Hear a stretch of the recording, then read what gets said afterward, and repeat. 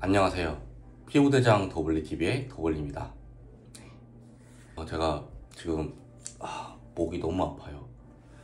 그래서 막 감기 때문에 아휴, 여러분들 감기 조심하세요. 컨디션이 안 좋으니까 막 이렇게 트러블도 나고 지금 미치겠어요. 그래도 지금 되게 핫한 소식이 있어서 여러분들하고 한번 의견을 나눠보고자 영상 간단하게 켰습니다. 재밌게 시청해주세요. 일단 오늘은 제가 이 예민한 내용을 조금 할 거예요. 사실 원장님들이 이거를 유튜브로 찍는 거를 말리기는 했는데 그래도 이제 여러분들도 이 소식을 알고 앞으로 이런 식으로 변할 것 같다, 아니면 이런 식이 되겠구나 라는 걸 좀 아셨으면 해서. 저는 의사가 아니에요. 제 3자의 입장으로서 객관화해서 보고 말씀을 드릴 거니까, 혹시라도 이제 안 좋은, 본인의 의견, 안 좋은 게 아니죠. 본인의 의견을 표출하는 건 좋은 거니까 의견이 있거나 하면은 네, 언제든지 댓글로 남겨주세요. 미리 얘기할게요. 전 의사가 아니고요. 그리고 그렇기 때문에 더욱더 이 상황을 객관화해서 볼 수 있겠다라는 생각을 가지고 지금 유튜브 영상을 촬영합니다. 네. 제가 말씀드릴 내용은 이제 윤석열 정부에서 하려고 하는 게 있죠. 의료개혁. 발음이 안 돼. 몸이 아파서. 의료개혁. 의료개혁을 통해서 이 피부과 미용병원은 어떻게 변할지에 대해서 한번 얘기를 나눠볼까 합니다. 원장님이 말렸던 이유가, 저 이거 잘못 얘기하면은 다른 피부과에서 근무 못해요. 근데 제가 다른 피부과 갈 생각도 사실은 없고, 그리고 워낙 막 사기치고 이런 곳이 많아서 갈 생각도 없고요. 여러분들은 이런 부분을 알고 있으면서 대응을 하고 한번 지켜보면 좋겠다라는 생각이 들어요. 한 번 더 말할게요. 예민한 부분이다 보니까 전 의사가 아니고요. 이제 원장님과 같이 식사하면서 이제 이런저런 식으로 이제 변화가 있을 수도 있겠다라는 내용을 좀 참고해서 말씀을 드리려고 합니다. 그리고 제가 지금 말씀드리는 거는 이럴 거다라는 예측인 거지 확정 아닙니다. 미리 얘기할게요. 이제 의사들을 많이 이제 뽑는다고 하죠. 의사들을 많이 뽑는다고 하고, 지방에서 아픈 분들이 이제 치료를 못 받는 분들을, 그런 분들 때문에 의사를 더 많이 채용을 하고, 그리고 제가 듣기로는 실비보험 있잖아요. 실비보험이랑 일반 진료랑 같이 병행해서 진료를 못하게 한다고 들었어요.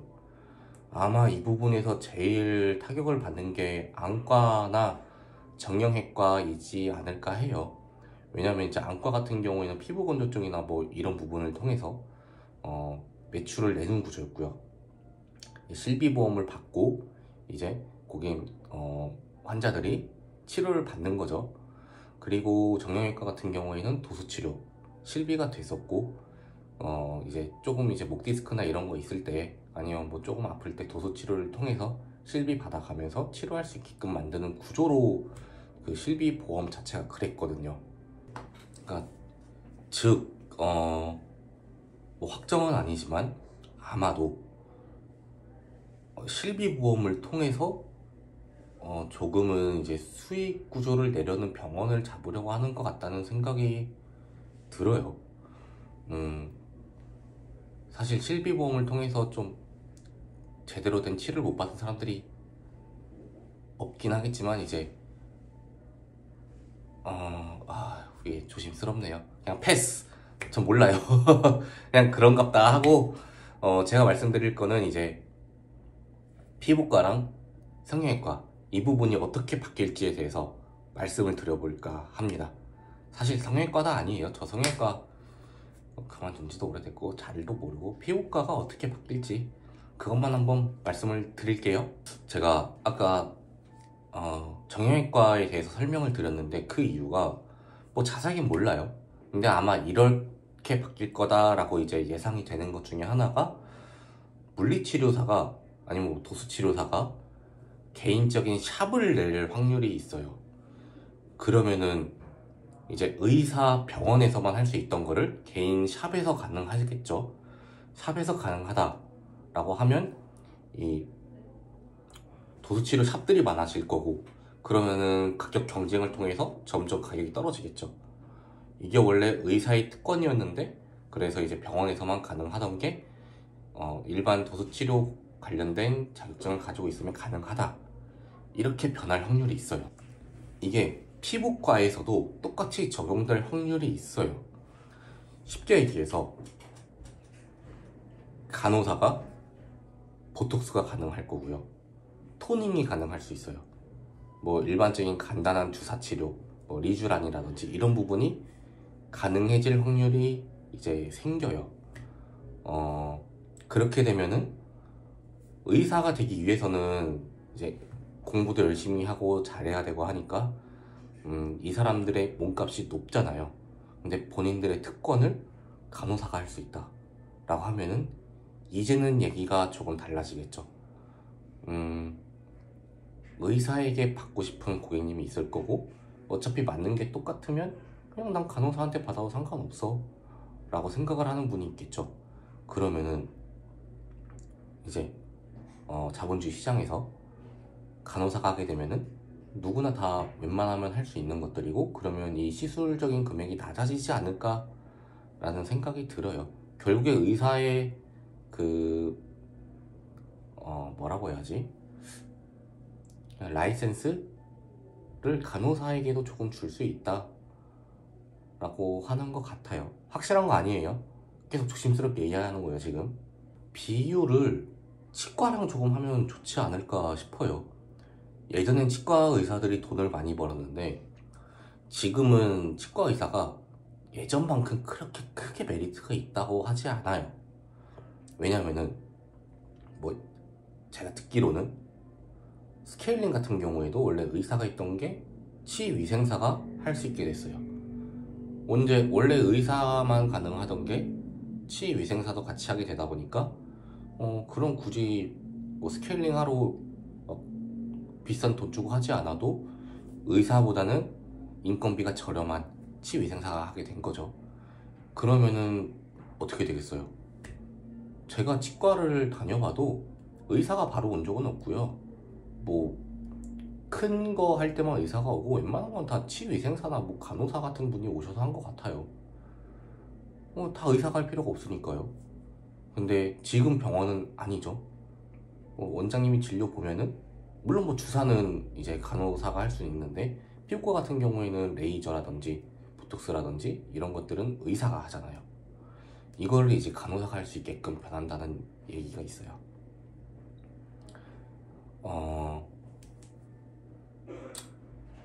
어떻게 변할지는 사실, 만약에 그게 현실화 된다면은 저도 어떻게 될지는 잘은 모르겠어요. 근데 확실한 건 의사들보다 이제 가용 인원과, 그리고 몸값이 조금은 더 저렴한 간호사들을 많이 채용해서 여러 가지 시술을 하겠죠, 피부과에서. 그럼 굳이 의사가 필요 없는데, 그리고 의사는 많아지고 필요 없으면은 취업을 하기 위해서 더욱더 의사들의 몸값이 낮아지겠죠. 그런 게 일단은 피부과에서 조금 생길 확률이 커요. 이게 맞다 틀리다라고 하기에는 제가 좀 어렵기는 해요. 근데 뭐 특별한 기술이 있거나 이런 게 아닌 것 같기는 해요, 사실은. 물론 뭐 얼굴 해부학으로 따지면 이제 특별해지기는 하지만, 이게 특별한 기술이 아니니까 막 저도 상담하다 보면은 야매로 막 보톡스도 맞고 오고 필러도 맞고 와요. 근데 이게 야매다 보니까 부작용이 있기는 해요. 제품 자체에 부작용이 있는 거지, 그 사람들 실력이 뭐 떨어진다 이런 것까지는 잘은 모르겠어요. 이게 특별한 기술이 없으니까, 예를 들어서 이제 뭐 의료기기 판매 업체에서 막 본인들이 하는 거 보여주고 하지 않을까요? 그 사람들이 의사는 아니거든요. 영업사원인 거지. 이게 자본주의다 보니까 수요와 공급의 원칙에 따라서 그렇게 변할 확률이 크겠죠. 이건 전 제3자 입장에서 보는 거예요. 사실 사람은 익숙해져 있는 것에서 변화를 싫어하다 보니까 사실 저도 이렇게 안 변했으면 하는데 이제 그거는 제 입장이고, 소비자 입장에서는 그럼 어떨까요? 시술이 저렴해지겠죠. 그러면은 누구나 안티에이징, 노화를 막아주는 것들을 누구나 이제 쉽게 접하는 환경이 될 수 있겠죠. 이제 피부과나 성형외과 가면은 실장들이라는 사람들이 있잖아요. 저도 마찬가지고, 실장들이 어느 정도의 설명이 가능한 이유가 원리가 그렇게 막 복잡하지가 않아요. 복잡하지가 않다는 거는 간호사가 해도 크게 상관이 없겠다라는 거겠죠. 대신에 레이저 장비나 이런 게 비싸긴 하죠. 그리고 이 장비를 들여오는 곳은 아마도 병원만 되지 않을까 싶어요. 왜냐면은 간호사나 이런 사람들이 혹시라도 문제가 잘못됐어, 진료를 볼 수 없잖아요. 위험도는 더 커지긴 하겠지만 이제 그 진료를 봐야 되는 부분이 있기 때문에 병원에서만 그런 게 가능하지 않을까 싶어요. 따로 샵을 차리는 건 안 되지 않을까 싶어요. 그런 의료기기들은. 그러면은 원장님들은 그럼 열심히 공부해가지고 개원하면 되지 않느냐라는 생각을 할 수도 있는데, 제가 듣기로는 개원할 수 있는 병원도 한정적으로 만든다고 들었어요.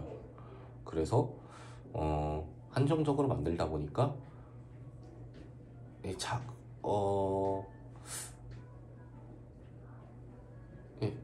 의사는 많아지고 일자리는 줄어들고, 일을 하려면 내 몸값을 낮춰야 되고, 그러면은 이제 시술비나 이런 것도 낮아질 거고 수술비도 낮아질 거고, 그런 것 때문에 지금 원장님들이 뭐 머리가 아파요. 저희 원장님들도 마찬가지고. 근데 이제 우리 피부과 입장에서만 보면은 사실은 소비자에게는 나쁘지 않은 선택이 될 수도 있겠다라는 생각이 들기는 해요. 저렴하게 이제 안티에이징을 할 수 있으니까. 그러면은 아무래도 요즘에 고령화 시대에서 내 젊음을 조금이라도 지키는데 용이하지 않을까라는 생각이 듭니다. 예. 그러면은 이제 제 구독자분들은 어떻게 해야 될까요? 저도 몰라요. 뭐 변한다고 확정이 된 것도 아니고, 그냥 저는 그래요. 정직하게 제대로 시술 받자라는 주의여서 정직하게 제대로만 시술 받는다면은 뭔 문제가 있겠습니까? 괜히 뭐 더 싸게 받겠다, 아니면 뭐 여기는 너무 비싼데 비싼 만큼 좋겠지 해서 갔다가 또 괜히 뭔가 섬탱이 씌운 것 같고. 죄송해요. 제가 목이 아파서 물 좀. 그래서 제가 막 이것저것 얘기할 수 있는 부분은 아니다 보니까 조심스러워요. 이 영상이 이슈가 되지 않고 제 구독자님들만 봤으면은 해요. 이슈 안 돼야 돼요. 이거 진짜 예민해요. 뭐 계속적으로 그래서 제가 조심스럽게 얘기를 하는 부분이기도 하고요. 우리는 정직하게 그리고 합리적인 가격으로 이제 관리랑 시술을 받고 안티에이징을 할 수 있도록 제가 여러분 옆에서 도와드리겠습니다. 마지막으로, 이건 저만의 생각이에요.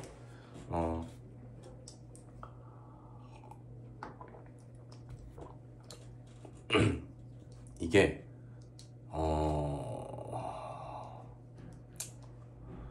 제가 그 광고를 보니까 어떤 원장님이 나와서 하더라고요. 심장 수술을 하는데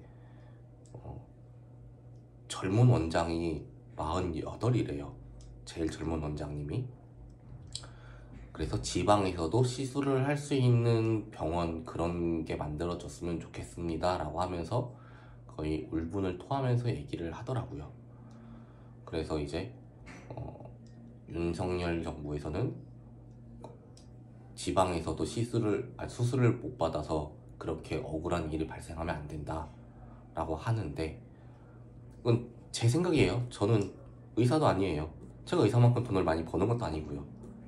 제 유튜브 목적은 언제나 얘기하지만 여러분들이 호구당하지 않게끔, 사기당하지 않게끔 정직하게 시술 받을 수 있게끔 도와주는 게 제 역할이라고 생각을 해요. 그런 취지로 유튜브를 했고요. 근데 만약에 이거를 의사의 인원수를 막 많이 채용을 하는 것도 하나의 방법이 될 수는 있겠지만, 이제 들어보니까 그거더라고요. 많이 채용을 해서 지방에서 수도권에 이런 곳으로 못 올라오게끔 한다고 하더라고요. 근데 의사들이 지방에 안 있으려고 하는 이유가 돈을 못 벌어서거든요. 그러면 저라면은, 이건 제 생각이에요. 제 생각에는 지방을 발전할 수 있는, 돈을 벌어줄 수 있는 그런 구조로 만들면은 자연스럽게 의사도 갈 거고요, 큰 건물도 들어설 거고, 소비하는 사람들이 많아질 거니까 인원도 수도권으로 편향된 게 분산될 거고, 그래서 이 지역 자체를 골고루 돈을 벌 수 있는 구조로 만들 수 있는 게 이 자본주의와 여기에 살아남으려고 하면은 살아남는 그런 구조가 되지 않을까. 그래서 정부는 이런 쪽에서 조금 도움을 줘야지, 억지로 의사를 많이 뽑아가지고 너희 소수권으로 올라오지 마, 이거는 공산주의가 아닌가 라는 생각도 들기는 해요. 아무튼 제 의사는 아니니까요. 제가 말씀드리고 싶은 부분은, 우리는 정직하게 제대로 시술할 수 있게끔, 그리고 받을 수 있게끔, 우리의 젊음을 지킬 수 있게끔 여기에만 포커스를 두고 있으면 될 것 같고, 저는 그 부분에 도움이 될 수 있도록 도와드리겠습니다. 예, 지금까지 피부대장 도블이었고요. 이번 영상은 조금 길 것 같아요. 그래서 많이 볼 사람도 없을 것 같은데 그래서 오늘은 제가 하고 싶은 얘기들을 좀 했고, 혹시라도 뭐 궁금하거나 이런 부분이 있으면은 인스타그램 DM을 주세요. 그럼 제가 거기에 답변해 드릴게요. 그럼 다음에 뵙겠습니다. 안녕.